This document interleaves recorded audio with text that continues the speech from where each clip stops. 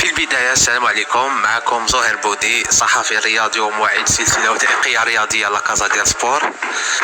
في البداية نشكركم على الثقة اللي وضعتوها فيا فيما يخص تصويت شهري لأحسن لاعب وأحسن مدرب وأحسن لاعب محترف في أوروبا. فيما يخص التصويت الذي قمت به، أحسن لاعب تصويتي كان موجه ليوسف الليلي الذي يؤدي في مشوار مميز مع المولودية، خاصة في الآونة الأخيرة وخاصة في هذا الشهر، أين قام بالعديد من المباريات الحاسمة وسجل أهداف حاسمة أيضا. فيما يخص المدرب نفس الشيء، اختياري كان موجه للمدرب بومال الذي وجد التركيبة المناسبة للفريق ويحتل المرتبة الأولى بجدارة واستحقاق. أظن أنه يستحق جائزة الشهر. أما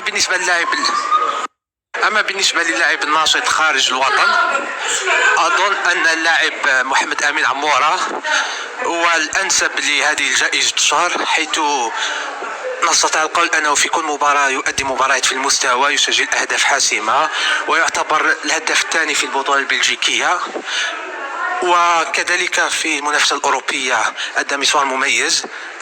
أظن أنه يستحق هذه الجائزة لهذا الشهر. أما بالنسبة لإمكانية استدعاء يوسف بليلي للمنتخب الوطني، أظن أن يوسف بليلي لديه كل الإمكانيات أن يكون حاضر في القائمة الخاصة بكأس إفريقيا، خاصة مع زيادة عدد اللاعبين إلى 27 لاعب، رغم ربما نقدر نقولوا لا كونكورونس اللي كاين في هذاك المنصب، لكن أظن أن يوسف بليلي يمكنه أن يكون في القائمة. بارك الله فيكم وشكرا.